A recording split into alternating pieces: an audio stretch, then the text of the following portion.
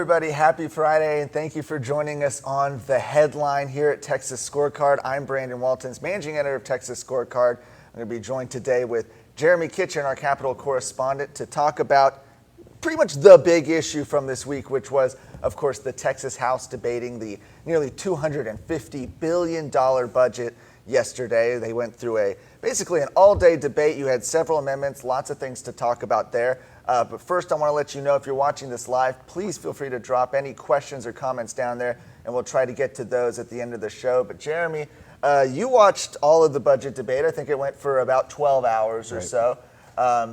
Not as late as it usually goes. I mean, how did this budget debate last night compare to years prior? So yes, 12 hours is still a lengthy period of time, but I think comparatively to previous sessions, it's short, surprisingly, right? And I think a lot of that, this is pure speculation, but seemingly based on how amendments were being withdrawn or rolled out, is that a lot of those things were just orchestrated behind the scenes, outside of public view. I think you and Michael spoke about that on yesterday's live stream, and it's true. You could see that where there'd be a lot of time in between amendments or in between a point of order that was called, where things were just being negotiated seemingly between factions, whatever those may be.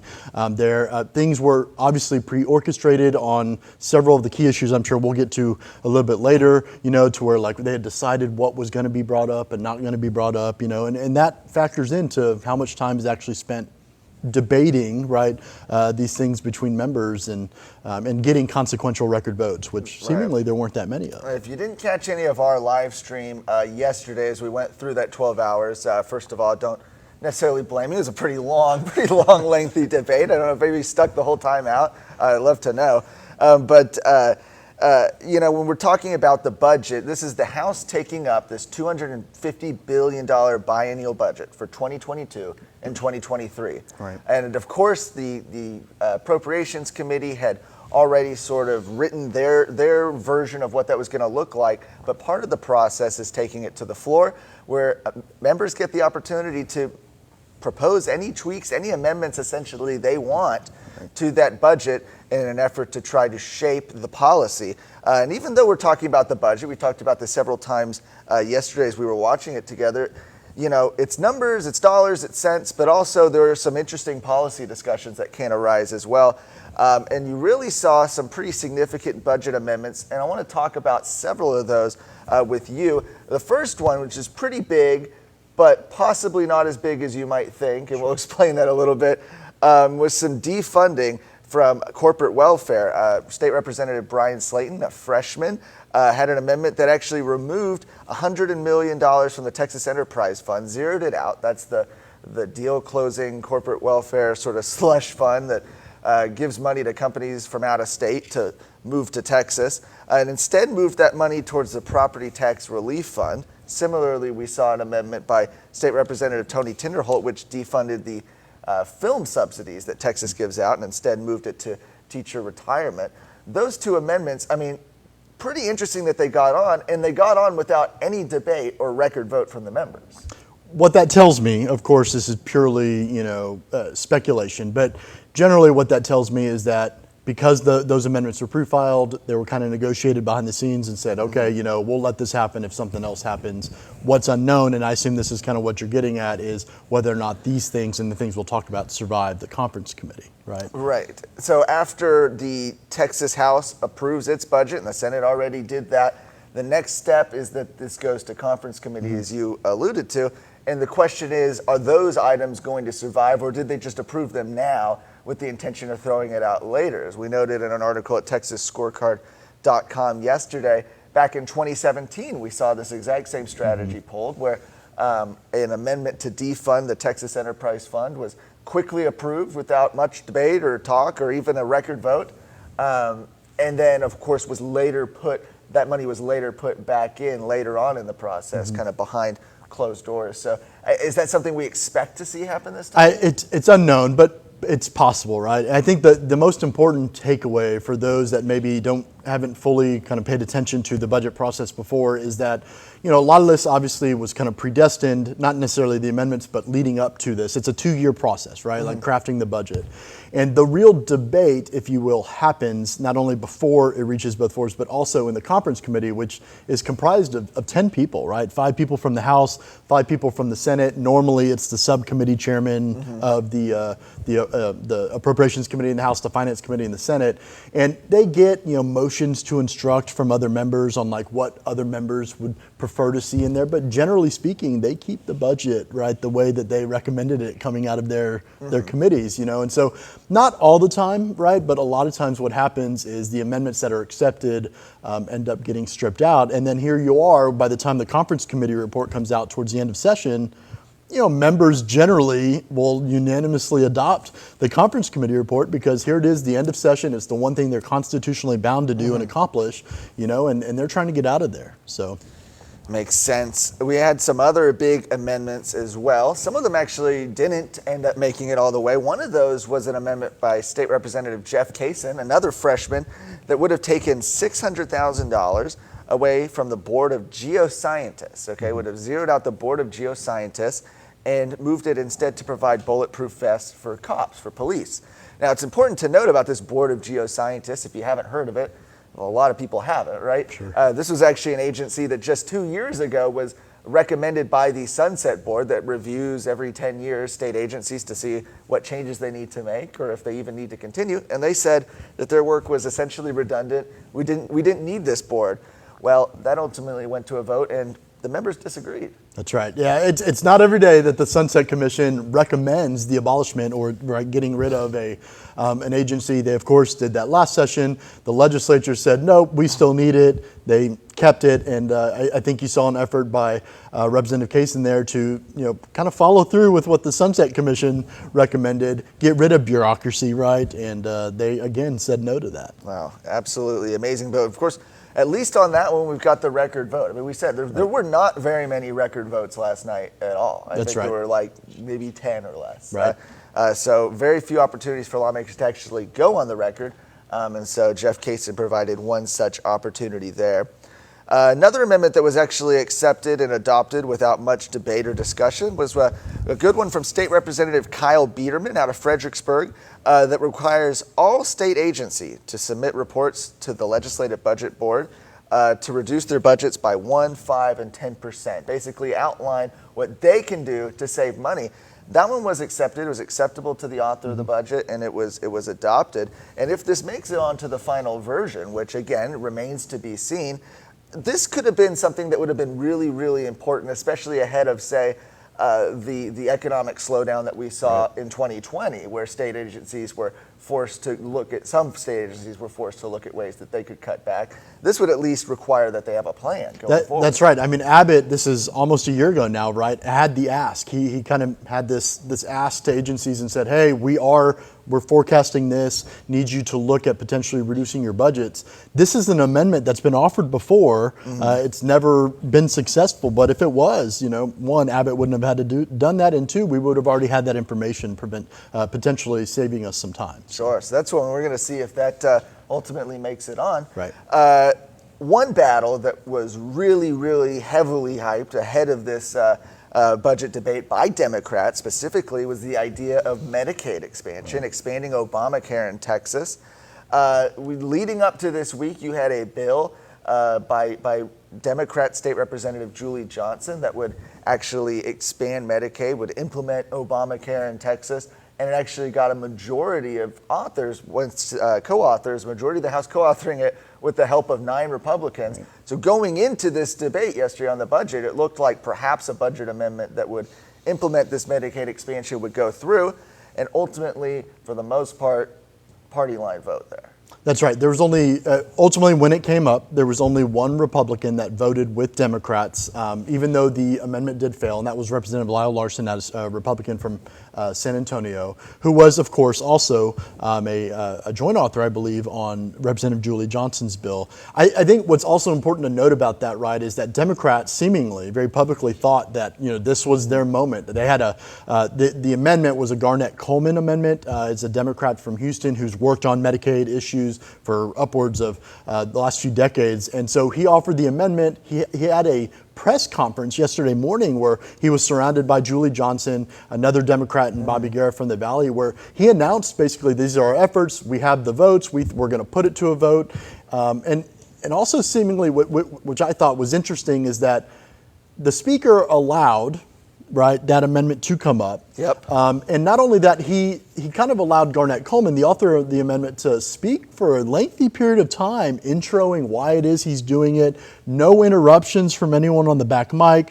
There were no questions from anyone on the back mic. And they just had a vote. So he had this long kind of oratory, sort of thing. And it definitely seemed like it was somewhat orchestrated and it was on their radar, right? So yeah, certainly whenever you see something like that, there's probably a little bit of planning behind the scenes that we didn't get a chance to see, but you see the end fruit where, okay, this debate's very orderly and they're being very very polite, right. not actually asking questions, and then of course ultimately that amendment failed. One interaction that wasn't as orderly, however, was another amendment offered by, again, State Representative Jeff Cason that would have said that schools can't implement critical race theory. This is the controversial far left sort of program that a lot of schools are implementing, even here in Texas. He had an amendment that would stipulate that no funds can be used for that. And you had State Representative, a Democrat, Nicole Collier, coming out against it, offering a point of order, trying to kill the amendment, and the decorum sort of went out the window here. Take a look. County. Mr. Speaker, Ms. Collier, for what purpose? I raise a point of order against further consideration of the amendment under Texas House Rules of Procedure under Rule 8, Section 4, on the grounds that the amendment attempts to change general law through the appropriations bill and is downright evil. Please bring your point of order down front. Apparently, downright evil is now a cause for a point of order. And you see a clip like that, I mean, it's maybe it sounds a little trite, but it's one of those situations where it seems like Democrats sometimes can get away with anything, right? In the Texas House, they're not called out for their decorum. Ultimately, that amendment, though, interesting to note, that point of order where the Democrat said this can't be brought up, Speaker of the House Dade Phelan ultimately upheld that point of order, right, and killed the amendment right there. So we actually never got a vote on whether or not critical race theory should be allowed in classrooms. It's always interesting because the two kind of rules that are adopted at every budget debate or deliberation, one is about put and take, which I can get into if I need to, but the second, more applicable one to what we're talking about here is the idea that you can't create general law in the budget, right? Which is, we saw all night the points of orders generally that were being called by Democrats, right, centered around that. And ultimately that's up to the discretion of the Speaker on how he rules on all those points of order, and it was very obvious that they were being somewhat selective on what was making general law and not. Right? I think as our boss here, Michael Quinn Sullivan, has said yesterday and likes to say a lot, those decisions, they are political decisions. Absolutely. Right? They're political decisions made by the Speaker. And ultimately, you had a number of conservative amendments that weren't laid out. Some, for example, that would have prevented funds from going to illegal aliens. You had some other conservative amendments brought by State Representative Brian Slayton, some that would have prevented schools from engaging in kind of this child gender affirmation business and some other far left things. His amendments, I think he had at least 2 or 3 that were killed, struck down on points of order by Democrats and by Speaker of the House Dade Phelan. And he actually took to the mic to go ask the Speaker what was going on. Why were Democrat amendments that were very similar being allowed to go on, and his amendments were being killed? Here's the exchange. Mr. Slayton, for what purpose? Mr. Speaker, parliamentary inquiry. Please state your inquiry. On page 152, the Herrero Amendment, what was the ruling on that amendment?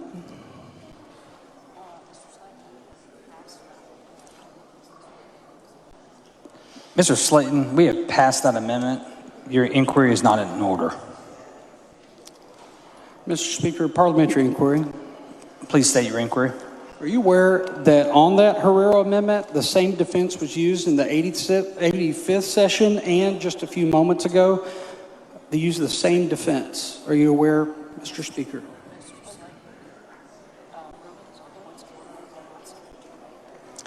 Mr. Slayton, rulings on points of order are not subject to debate. Mr. Speaker. Mr. Slayton, My amendment was a cookie cutter version of the Herrero amendment, and it received a different ruling.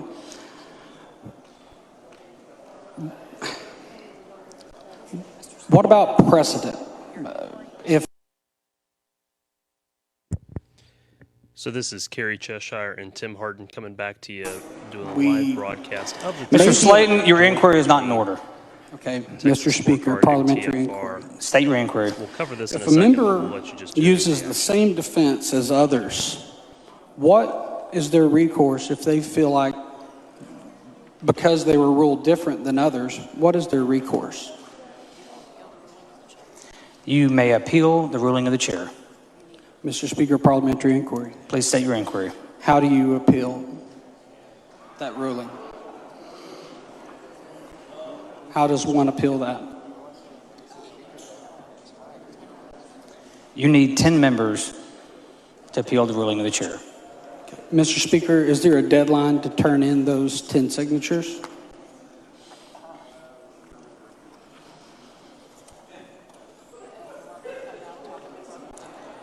You're welcome to come down and talk to the parliamentarians about that question.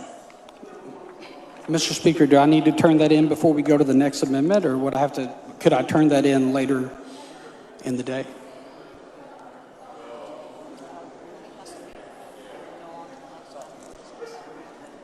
The ruling would have to be appealed before we move on to the next item of business. Thank you, Mr. Speaker.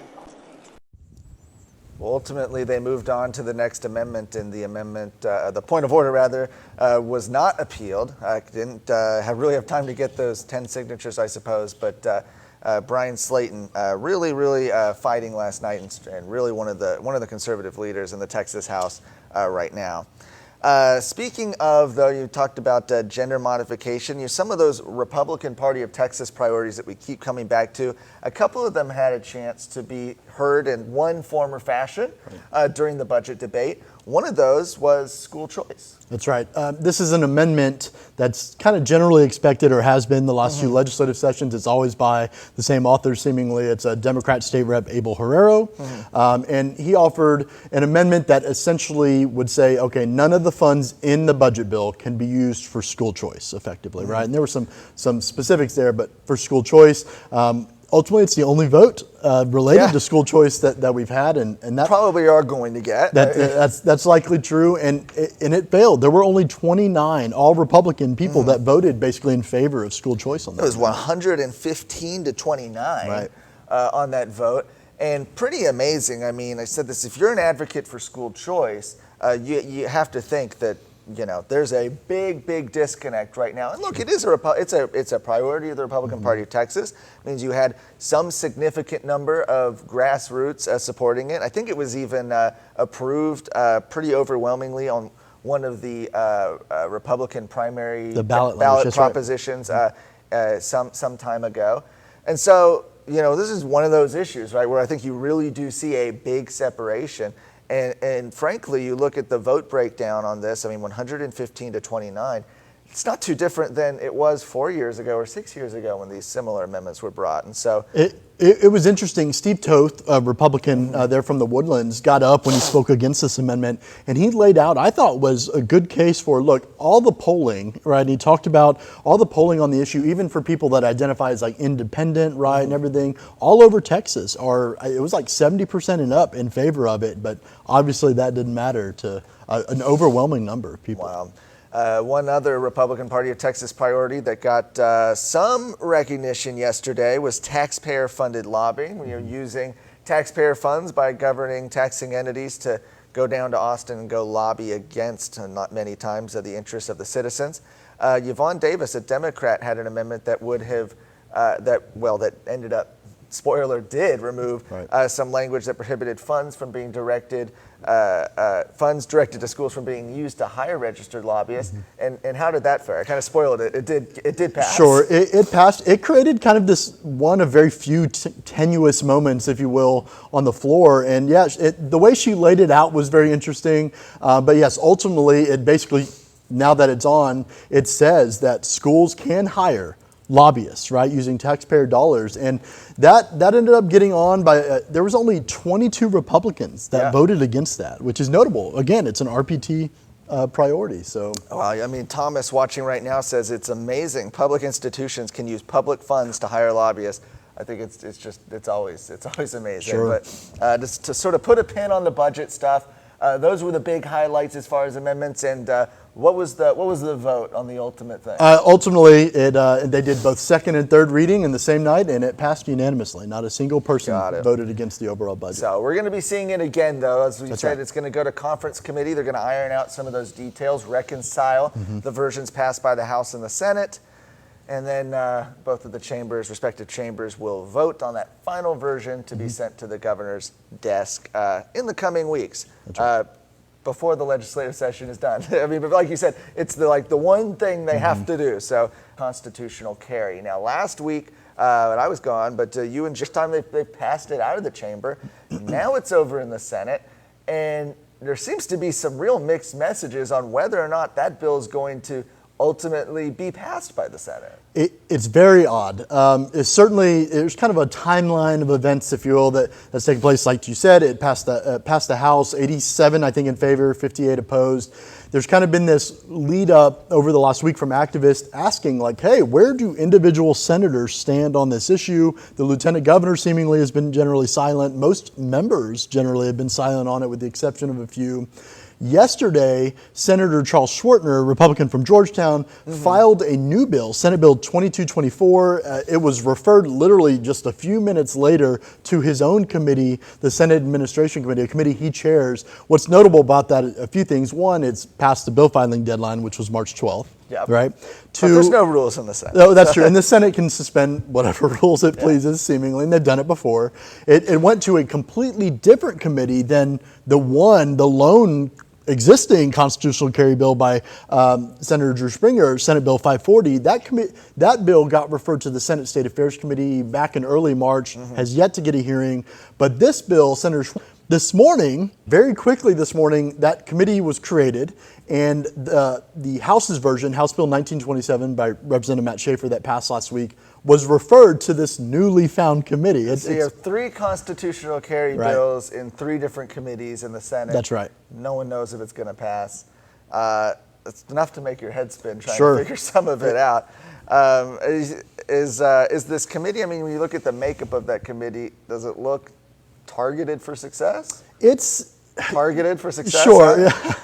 Yeah, yes and no. So this new committee is made up of a few people that have at least publicly come out in support of the idea of constitutional carry, right? That includes Senator Hall, it includes Senator Buckingham, both Republicans, Senator Buckingham from Lakeway, Senator Hall from Edgewood. That includes, Schwartner, of course, right, who filed his own version of the bill as well. It's yet to be seen. We haven't necessarily seen anyone opine on the new committee and what the kind of the plan or idea is, but certainly, to your point, it is confusing as to why there's now 3 different versions of this bill in 3 separate committees. I don't know. We'll be watching it and trying to make sense of it in the coming days and weeks ahead. Thank you so much, Jeramy, for explaining and going through all that for us. You've got This Week in Texas, most ledge days. Briefly, what are we expecting coming up? Sure. So we are in, like you said earlier, we're in the final under 40 days of the legislative session, which means a few things. One, obviously, we're almost 75% the way done through the session. Yep. We're coming up on deadlines, which means the prospects for bills, especially in the House, that window is starting to tighten, and we're coming up on some self-imposed deadlines where they can't consider House bills anymore that aren't calendared. So, the idea of the show is to give a preview of what's happening the day of, and we'll endeavor to do that as we kind of continue through the next few weeks. But expect that the calendars will start filling up and be hundreds of bills being deliberated as opposed to 20 and 30. So. Excellent. Well, you can subscribe to those updates at texasscorecard.com or pretty much anywhere that free podcasts are sold. So check that out. That's This Week in Texas. I want to thank everybody for watching. I want to say hello. Steph, watching from Deer Park, always tuning in. Good to see you. Thomas, watching from Spring Branch. Jennifer from Smithville. Weston from The Alamo. Sherry, watching from Fort Worth. And Tiffany as well, watching from Deer Park. Thank you so much for joining us on today's edition of The Headline. Thank you for tuning in to The Headline. If you want to stay up to date with the news you need to be an informed citizen, be sure to check out TexasScorecard.com and subscribe to our email list. You can also listen to this show and other shows on whatever podcast platform you use. Subscribe and review our show now to ensure other Texans can be informed.